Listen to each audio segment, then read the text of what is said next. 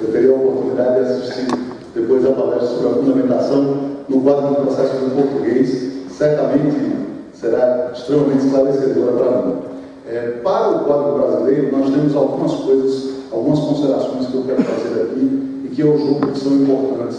Eu preferi trazer em PowerPoint também uma apresentação aqui, porque eu acho que ficará mais fácil a compreensão daquilo que realmente veio com o quadro do processo brasileiro.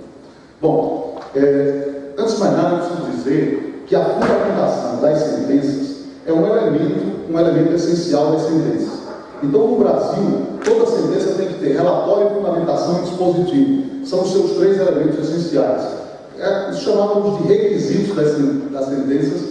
O professor Barbosa Loureiro fazia críticas a isso, mas nós passamos agora a chamar de elementos essenciais, relatório, fundamentação e dispositivo. É bom que se diga que, na verdade, a fundamentação ela não é um dever apenas da sentença, não é exclusiva das sentenças.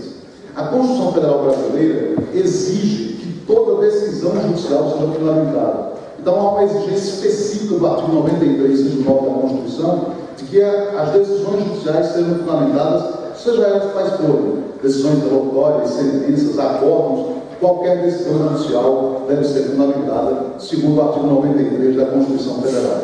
E é importante que se diga que esse se trata de um direito fundamental. O direito fundamental de ver a decisão judicial fundamentada. É um direito fundamental que está expresso no artigo 93, inciso 9, mas também é um direito fundamental que tem uma previsão implícita. Eu sempre digo que a fundamentação, ela decorre também do Estado Democrático de Direito, porque ela é uma garantia contra o arbítrio judicial e, aliás, um arbítrio do próprio Estado, e ela é também decorrência do devido processo legal, né? Não se pode falar em processo justo e se nós temos discricionariedade. O processo justo não é compatível com discricionariedade judicial. Por isso, ela tem uma previsão tanto direta como implícita na Constituição Federal Brasileira. Uma coisa importante a dizer sobre a fundamentação é que há na fundamentação um duplo discurso. Existe nela um duplo discurso. A fundamentação não é voltada apenas para o processo. Há um discurso que é interno, que é endoprocessual, e que é o quê? É dirigido às partes e aos magistrados das instâncias superiores, tanto para o cumprimento das decisões, como também para eventuais impugnações, recursos, enfim. E há também um discurso que é externo, porque a fundamentação permite que a própria sociedade exerça um controle sobre a atividade jurisdicional. Se todo o poder emana do povo, né, e para o povo ele é exercido, é preciso que a sociedade tenha o direito de exercer um controle sobre as decisões judiciais. E não só isso. A fundamentação permite que as decisões judiciais sejam compreendidas pelo povo, pela população. Na verdade, compreende-se o direito a partir da fundamentação das decisões judiciais. E isso é muito importante, especialmente no sistema de precedentes.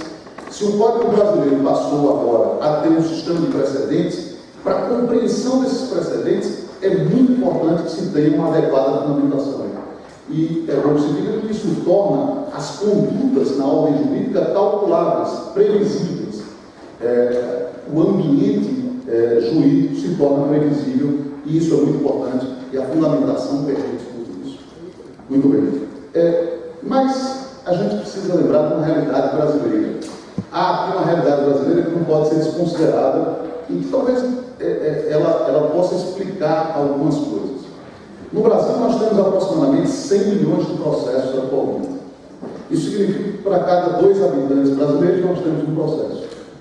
Ou seja, quase todas as pessoas já demandaram. Então, nós temos 100 milhões de processos para 17 mil juízes. Em São Paulo, embora seja de Natal, eu resido em São Paulo. São Paulo a comarca de São Paulo é a maior de todas do Brasil, e o Estado de São Paulo, em termos de movimentação do processo.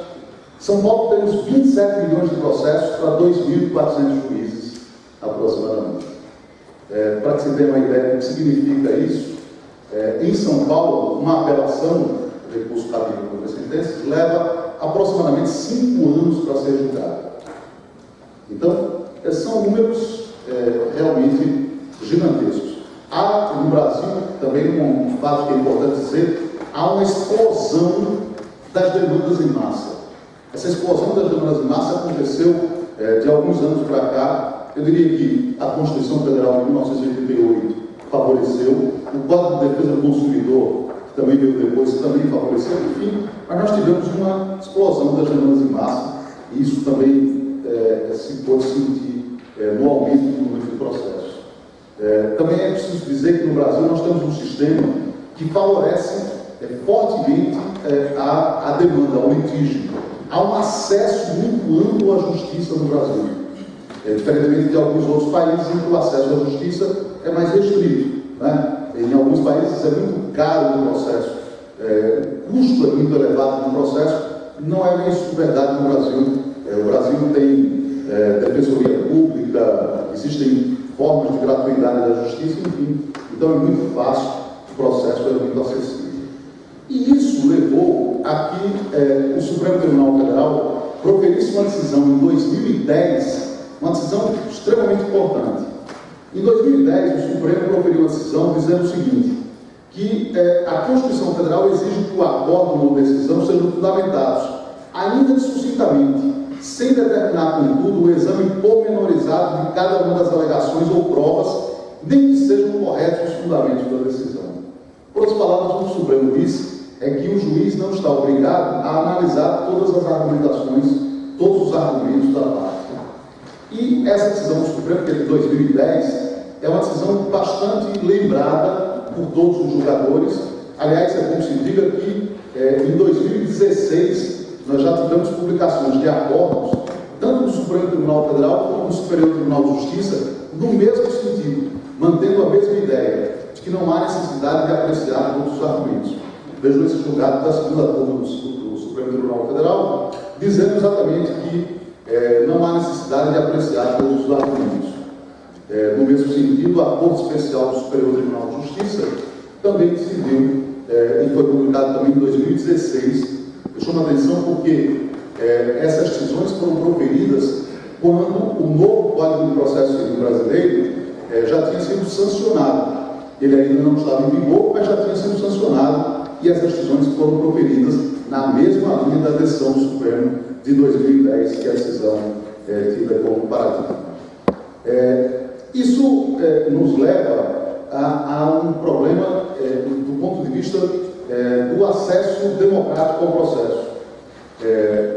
E nós passamos a ter decisões que efetivamente não são fundamentadas, não estão de acordo com aquilo que a Constituição exige dos julgadores. Apenas para que se dê alguns exemplos, né, de como isso acontece, eu trouxe aqui alguns exemplos que são, no mínimo, curiosos, mas que se repetem na justiça brasileira. Uma que diz assim: o tribunal não está obrigado a apreciar todas as alegações. Essa daqui é muito comum e ela é normalmente proferida de acordo com aquela decisão do Supremo. Presentes os pressupostos legais, defiro. Ou indefiro por falta de amparo legal. Atendendo a quanto nos autos está fartamente provado. Isso não está provado. Considerando a robusta prova dos autos.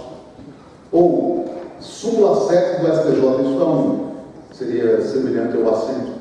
Lá nós temos as súmulas e muitas vezes se interpõe um recurso especial para o Superior Tribunal de Justiça, e o Superior Tribunal de Justiça diz assim, súmula 7.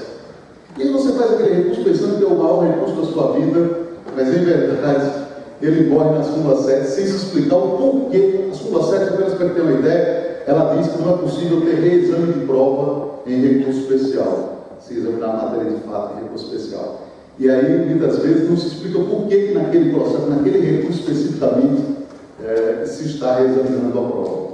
Ou então se diz assim, ofende a dignidade da pessoa humana. Eu costumo dizer que a dignidade da pessoa humana virou um princípio no Brasil e se justifica tudo. Na minha cidade existe uma espécie de um xarope popular, um elixir popular, chamado lambedor de 7 ervas. O lambedor de 7 ervas serve para tudo. Tudo. Serve para gripe, serve para dor de cabeça, serve para mal olhado, serve para tudo. Tudo. E eu costumo dizer que a dignidade da pessoa humana virou um lambedor de 7 ervas do direito brasileiro. Tudo se justifica com a dignidade da pessoa humana. Outro dia eu li um artigo, o sujeito falava em dignidade da pessoa humana jurídica.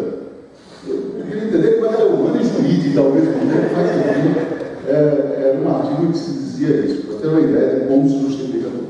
Contraria a função social da propriedade. Mas por que contraria a função social? Ou mantém uma decisão dos seus próprios fundamentos? Ou então a pessoa embarca na declaração de uma decisão e aí a resposta é assim: nada há a esclarecer. E muitas vezes se embarrou porque faltava fundamentação. Então, são alguns exemplos de coisas que acontecem no dia a dia, que talvez aconteçam mesmo pelo grande volume de processos. Os juízes brasileiros, em geral, são extremamente trabalhadores, eles julgam um volume enorme de processos, mas é um volume muito grande de processos. E essas coisas acontecem com alguma frequência. Bem, é claro que haveria a necessidade de se dar uma resposta a isso. E o novo CPC brasileiro dá uma resposta a isso, procura dar uma resposta a isso. E essa resposta não vem por um acaso. Na verdade, o novo CPC ele tem alguns pilares. Ele, no fundo, ele se baseia em certos pilares. Eu diria que 3 desses pilares são esses daqui: o contraditório substancial, a boa-fé objetiva e a cooperação. Aliás, como se diz aqui, muitos desses pilares com forte influência do direito português, sob inspiração do processo português, sem nenhuma dúvida sobre inspiração do processo português. Eu quero até destacar e dizer que 2 dos nossos professores da ANEP são, em parte, responsáveis por tudo isso. O professor Félix Didier, meu querido amigo Leonardo Carneiro da Pinta, que está presente, de fazer essa ponte entre o processo civil português e o processo brasileiro num momento muito importante da elaboração do código. E nesses pilares, em relação a esses pilares, eles têm realmente uma influência muito grande sobre o que veio com o código, sobre a previsão do código a respeito da fundamentação. Primeiro, a questão do contraditório substancial. O contraditório substancial, hoje, contraditório, não se vê mais como apenas o binômio informação e reação. Se vê contraditório com informação e reação. Ou seja, a ciência bilateral em todos os termos e atos e a possibilidade de reagir contra aqueles considerados prejudiciais. Mas hoje o contraditório é visto como influência e não surpresa. Se fala aqui no princípio da não surpresa, e nós, no Brasil, comumente incluímos isso dentro do contraditório. Então, o contraditório como influência e não surpresa. Influência no sentido de que as partes devem ter o poder de influenciar a decisão judicial, devem ter o poder de participar ativamente do processo e influir no seu resultado. E não surpresa no sentido de que se deve levar em consideração o debate que foi feito a respeito das questões. Não se pode julgar questões que não foram submetidas ao debate prévio e, portanto, sem que elas tenham sido alegadas pelas partes. É claro que o contraditório substancial, que leva em consideração influência e não surpresa, isso vai refletir na fundamentação judicial. Porque eu não posso admitir que se tenha fundamentação se não houve o debate prévio, se se decidiu a respeito de algo que não teve o debate prévio. Não só. Se aquilo que teve o debate prévio não foi levado em consideração na decisão judicial. Então, isso tem uma forte influência sobre o que vem a seguir, que nós vamos mostrar. Além disso, a boa-fé objetiva. A boa-fé objetiva, como se sabe, ela tem os seus significados, mas eu gosto sempre de resumi-los a 3 coisas: condutas corretas, leais e coerentes. Essa boa-fé é exigida no Código Brasileiro não só das partes, como do juiz, do julgador também. Nós temos uma visão de boa-fé muito mais voltada para as partes. E o Código faz muita questão de dizer que a boa-fé é de todos os sujeitos do processo. E essa boa-fé, a lealdade e a coerência do julgador, vão exigir dele um discurso racional, lógico, previsível, acessível e controlável. E não um discurso solipsista, introspectivo, subjetivo, superficial, imprevisível, discricionário ou arbitrário. O que se deve se pensar é que se há necessidade de se portar de acordo com a boa-fé, o magistrado deve se portar de acordo com a boa-fé, as partes devem se portar de acordo com a boa-fé. Portanto, a boa-fé exige um discurso racional, exige da decisão judicial que ela não seja apenas aquilo que o magistrado entende subjetivamente do direito. Portanto, isso vai ter influência sobre a fundamentação. Também a cooperação. A cooperação como outro pilar que nós temos aqui. A cooperação que traz aqui a visão de um processo sem protagonistas, em que todos devem cooperar, colaborar com o resultado final do processo. Essa cooperação, e aqui eu fiz questão de fazer uma homenagem ao professor Miguel Alexandre de Souza, essa cooperação, ela impõe deveres, não só às partes, como também ao julgador, né? Como dever de esclarecimento, dever de consulta, dever de prevenção, dever de auxílio. E, evidentemente, se ela impõe deveres, ela impõe ao magistrado o dever de esclarecer os seus próprios pronunciamentos. Eu não vejo o dever de esclarecimento como um dever apenas da parte esclarecer, mas também do próprio magistrado esclarecer os seus próprios pronunciamentos. E ele faz isso por meio da fundamentação. E, da mesma maneira, o dever de consulta às partes. Ora, se há a necessidade de consultar, de ouvir as partes sobre qualquer questão de fato ou de direito, para que se possa decidir a respeito dela, é ilógico este dever de consulta existir e o magistrado poder escolher quais são as questões de fato ou de direito que ele vai abordar ou vai decidir. Então, a cooperação me parece que também tem uma influência muito forte a respeito da fundamentação. Enfim, todos esses pilares do código, eles chegam aqui e eles desembarcam num novo dispositivo do código, que é o artigo 489, parágrafo 1º do CPC. O 489, parágrafo 1º do CPC brasileiro, ele vai dizer de maneira exemplificativa situações nas quais não se considera fundamentada uma decisão judicial. E ele faz por essa história. Certa vez eu escrevi um artigo em que eu disse assim, quando eu estava para sair do código, havia um rumor de que esse dispositivo seria vetado, ele não seria sancionado. E eu escrevi dizendo assim, eu não sei se eu tenho mais vergonha desse veto, ou não sei se eu tenho mais vergonha da gente ter que escrever isso no código, de ter que dizer isso no código. Mas, de qualquer forma, ele exemplificativamente vai dizer aquilo que não se considera fundamentado na decisão. E são 6 incisos. Em 6 incisos ele diz como não se considera fundamentado uma decisão judicial de maneira exemplificativa. O primeiro diz assim, se limitar à indicação, à reprodução ou à paráfrase de ato normativo, sem explicar sua relação com a causa ou a questão decidida. De maneira que, muitas vezes eu até coloquei como exemplos aqui com relação à tutela antecipada, cujos requisitos, para usar os termos do código, seriam os boniús e o perigo imóvel. Então, muitas vezes se diz assim, interfira a tutela antecipada porque não estão presentes os requisitos do artigo 300. Mas por que não estão presentes os requisitos do artigo 300? Ou interfiro porque não vislumbro o fumus boniús. Mas por que naquele caso não vislumbro o fumus boniús? Ou então diz assim, interfiro porque não há o perigo. Enfim, na verdade, é preciso dizer, não basta repetir a lei ou parafrasear. É preciso, efetivamente, explicar sua relação com a causa e com a questão decidida. Outro dispositivo diz assim, empregar conceitos jurídicos indeterminados sem explicar o motivo concreto de sua incidência.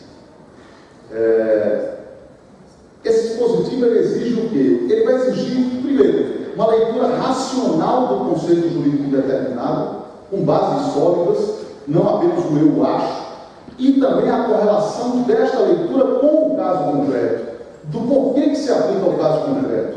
É bom que se diga que isso vale para princípios também, isso também se aplica a cláusulas gerais diversas, enfim. Então, quando se fala assim, por exemplo, boa-fé processual, ou quando se fala função social do contrato, função social da propriedade, ou a tal dignidade da pessoa humana, o lambedor de 7 ervas, é claro que é preciso fazer uma leitura racional desses conceitos e correlacioná-los à causa, não bastando a mera menção a eles, como se isso fosse suficiente.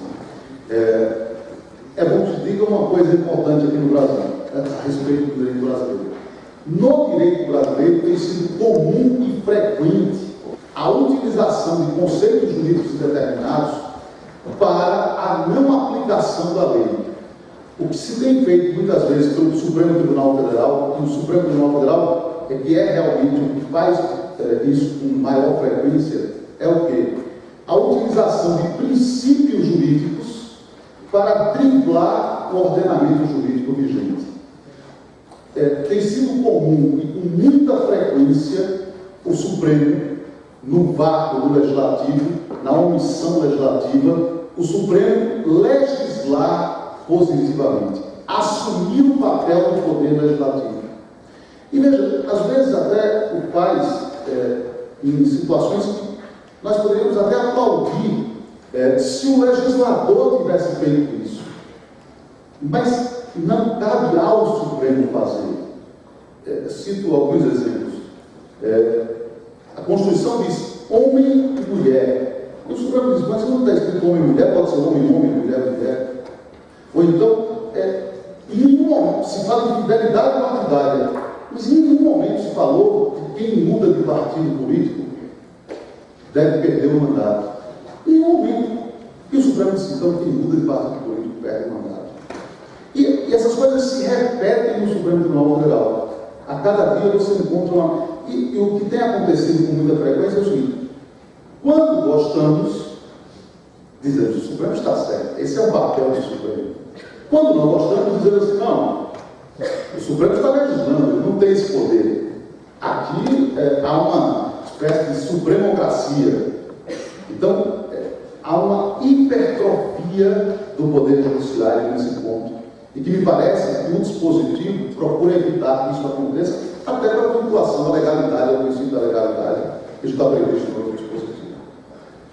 Outro dispositivo diz assim: invocar motivos que se prestariam a justificar qualquer outra decisão. Isso é para evitar a decisão padrão, decisão formulário, né? Aquela decisão que se diz assim: mantenha a decisão dos seus próprios fundamentos. Isso você pode dizer em qualquer processo, qualquer situação. Ou fixo o valor a título de danos morais em X reais, por entender que é razoável e proporcional. Isso você pode dizer para qualquer valor, na verdade. Se eu disser 100 mil, 200 mil, 500 mil, 1 milhão, eu posso manter o mesmo padrão, o mesmo formulário, e o Código procura evitar esse tipo de decisão padrão, decisão formulário.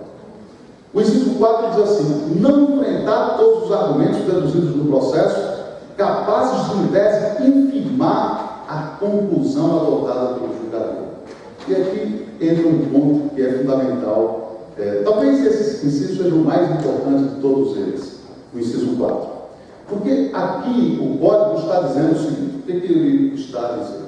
Que é preciso que o julgador analise todos os argumentos da parte vencida. O julgador não está obrigado a analisar todos os argumentos da parte vencedora, mas ele é obrigado a analisar todos os argumentos da parte vencida.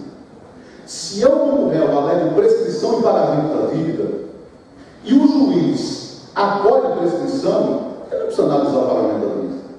Mas se eu, como réu, alego prescrição e pagamento da dívida, e o juiz me condena, julga o pedido do autor procedente, ele precisa dizer por que não há prescrição e por que não há o pagamento da dívida. Ou seja, todos os argumentos da parte vencida devem ser apreciados. Essa é a regra do Código. Eu acho esse dispositivo extremamente importante, e em especial em razão do princípio contraditório. Não há contraditório sem isto. Mas, é claro, é possível se vislumbrar alguns casos de dispensa dessa análise de todos os argumentos. Aliás, até o professor já mencionou isso aqui. Muitas vezes acontece porque você tem uma questão prévia que impede ou prejudica a análise de outra questão. Então, isso pode acontecer também. Ou, muitas vezes, o que acontece? Aquele fundamento jurídico já foi analisado num precedente judicial que você está invocando. E aí, se ele já foi analisado no precedente judicial que você está invocando, o que se tem que fazer é a correlação entre o precedente e a causa, não precisando mais aquela análise daquele fundamento jurídico, já que o precedente está sendo invocado. Uma coisa que é importante dizer: no sistema do Código, nas situações de formação de precedentes judiciais, o Código criou uma espécie de microsistema de formação de precedentes judiciais. São várias formas de formação de precedentes, várias maneiras de formação de precedentes.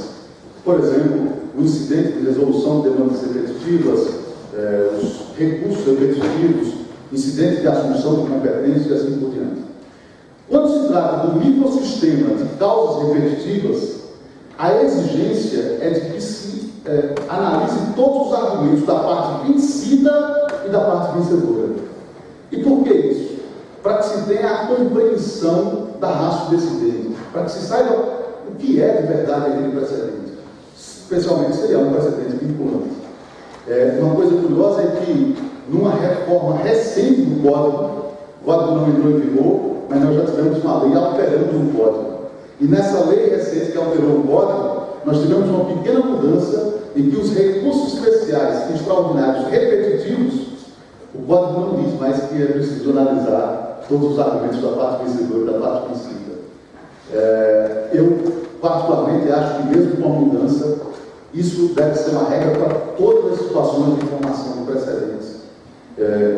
Pelas razões óbvias, se quer criar um sistema de precedentes, é preciso criar um sistema de verdade. Alguns no Brasil brincam, inclusive, dizendo o seguinte, que existe o civil law como law e o Brazilian law. Então nós temos um outro modelo, que não é nenhuma coisa nem a outra, mas nós precisamos dar um modelo razoável a isto. O inciso 5 diz assim: se limitar a invocar precedente ou enunciado de súmula sem identificar seus fundamentos determinantes, nem demonstrar que o caso sob julgamento se ajusta àqueles fundamentos. Tem sido comum, mas muito comum mesmo, o chamado ementismo. E o que seria isso? A menção apenas à emenda ou à súmula, sem identificar, ou a qualquer precedente de uma maneira geral, sem identificar ali quais são os fundamentos determinantes, nem fazer a correlação deles com o caso. O que o Código exige aqui é que se identifique onde está o precedente e que se faça aqui a distinção, ou seja, a comparação daquele precedente com o caso. Efetivamente, essa comparação, a gente sabe que a técnica da distinção pode ser usada para aproximar ou para afastar o precedente, aqui para aproximar. E o inciso 6, por último, diz assim: deixar de seguir enunciado de súmula, jurisprudência ou precedente invocado pela parte, sem demonstrar a existência da distinção no caso do julgamento ou a superação do entendimento. Esse inciso 6, me parece que aqui ele tem um pequeno problema de redação, porque ele poderia especificar aqui melhor que se trata aqui de um inciso voltado para os precedentes vinculantes e não para os precedentes meramente persuasivos. Para os precedentes vinculantes, se o juiz afastar o precedente, o juiz terá que realizar a técnica da distinção ou da superação. Então ele vai precisar ou mostrar que aquele precedente não é compatível com aquele caso, por alguma razão há uma peculiaridade do caso, ou ele vai demonstrar que aquele precedente foi revogado, enfim, ou que ele não se aplica mais. Então, se exige isso do julgador para precedentes vinculantes. Algumas observações eu queria fazer. Primeira observação. Na verdade, todas aquelas situações que estão previstas no 489, parágrafo 1º do CPC, são meramente exemplificativas. O que elas trazem de verdade é uma teoria da fundamentação ou da argumentação racional, lógica, previsível, acessível e controlável. O que ali se tem é uma teoria da argumentação racional. Não é, na verdade, aquelas situações individualmente consideradas não dizem um todo. Ali é o dispositivo, mas a norma que ali existe é uma teoria da fundamentação racional, ou racional, lógica, previsível, acessível e controlável. As situações são exemplificativas. Basta lembrar que não há nos incisos referências à prova, por exemplo. Mas se o Código diz que é preciso enfrentar todas as alegações da parte vencida, é natural que é preciso enfrentar também todas as provas ou todos os meios de prova que possam eventualmente infirmar aquela decisão. Então, no fundo, o que se tem aqui é essa teoria de uma fundamentação racional. Importante dizer também É claro que a falta de fundamentação ou a fundamentação deficiente torna nula a decisão, mas é preciso fazer uma observação. Se a deficiência estiver com relação a fundamentos prescindíveis, obviamente, então, em se tratando de fundamentos prescindíveis, isso não pode gerar nulidade da decisão. Isso apenas se deve utilizar para fundamentos que realmente signifiquem os fundamentos que deem razão à decisão judicial. E também é possível dizer que nós já temos no Brasil uma visão já bastante razoável sobre os capítulos de sentença, sobre a ideia de capítulos de sentença. E que é possível a gente, em algumas situações, isolar, nós podemos isolar o capítulo e dizer que a invalidade acontece apenas quanto ao capítulo. Apenas quanto ao capítulo. Já me dirigindo para o final, duas ponderações finais. Primeiro, quem são os destinatários desta norma? A gente poderia pensar assim, o juiz, ou os juízes. Os juízes são os destinatários dessa norma. Mas não. Num processo cooperativo, não só os juízes são destinatários dessa norma, as partes também são. As partes também são destinatários dessa prova. Porque se nós estamos falando de cooperação e boa-fé, nós temos que pensar que, se o juiz tem o dever de fundamentar, a parte também tem um ônus argumentativo de alegar adequadamente. Portanto, se o juiz tem que fazer a distinção para afastar o precedente, a parte, ao alegar esse afastamento do precedente, também tem que fazer a distinção. Se o juiz invoca o precedente e precisa fazer a distinção para aproximá-lo do caso concreto, a parte que alega também tem que fazer a distinção para aproximá-lo do caso concreto. Se é um processo cooperativo, é um processo cooperativo para ambos os lados. Não só para o juiz, mas também para as partes. E é possível, inclusive, pensar, inclusive na visão de cooperação, no dever de colaboração, no sentido de o juiz exigir da parte, intimar a parte para realizar essa argumentação adequada. Então, se ela não fizer, ela poderá ser intimada para realizar, para esclarecer e realizar essa fundamentação adequada.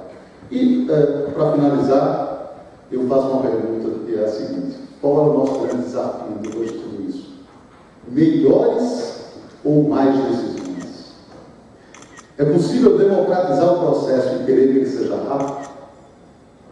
O Código certamente democratizou o processo. Certamente, isso é indiscutível. O Código aproximou a fundamentação do contraditório, da boa-fé e da cooperação. Mas será que isso vai fazer com que nós tenhamos um tempo maior de duração do processo? Eu não quero dizer uma resposta aqui em definitivo, porque eu acho que o tempo dirá isso. Nós saberemos com a aplicação do código se isso vai acontecer. Mas eu faço só duas ponderações para finalizar. A primeira ponderação é a seguinte: será que o tempo do processo é um problema? Ou será que o excesso do tempo é um problema? O tempo é uma conquista da civilização. O tempo do processo é uma conquista. Ou então viveríamos num processo sem contraditório, num processo rápido, mas não democrático.